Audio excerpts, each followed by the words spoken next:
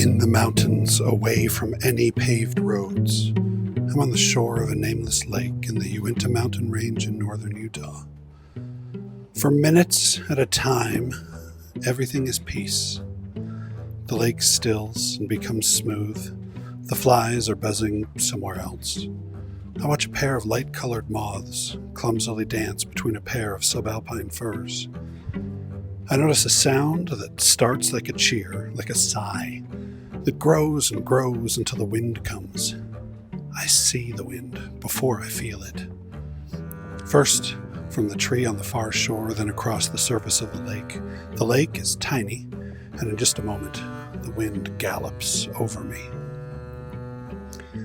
I feel like I've been blown up by a bellows.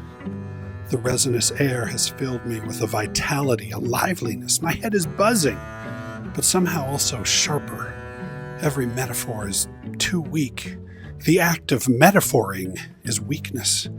I do not need any more sleep ever again. I know this is just civilization evaporating out of my system.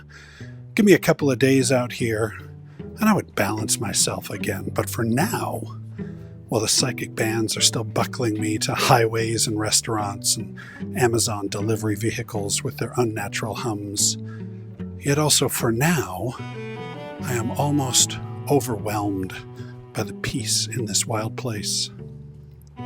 For minutes at a time, everything is peace. My quiet is broken by a search and rescue helicopter flying in a pattern across and around the valley just to the north of where I am sitting. I can hear nothing but the pounding of air against its rotors. I stop everything else and watch it go around and around and around, just like the flies that will circle me for a while and then leave. The helicopter passes right over me, so close that I can pick out the individual straps that tie the stretcher to the skids.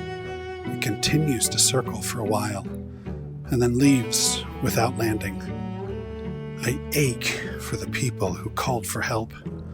I am enjoying peace, while they are having perhaps the worst day of their lives. I cannot help them, so I sit down and turn my attention back to the lake.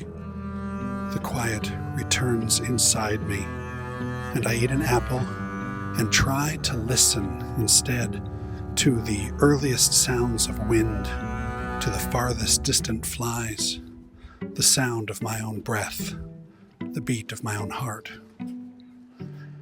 I am high in the mountains, just under 10,000 feet above sea level. Here in the summertime it rains nearly every day. If I am lucky, I will hear the rain before it starts to fall, and I will track its progress with my ears. If I am very, very lucky, it will fall on me as I sit here and soak the delicious quiet into my clothes and into my beard, into my nose, into my skin. Let the mountain rain tattoo itself all over my body with ink no one can see, but I will always feel. For minutes at a time, everything is peace.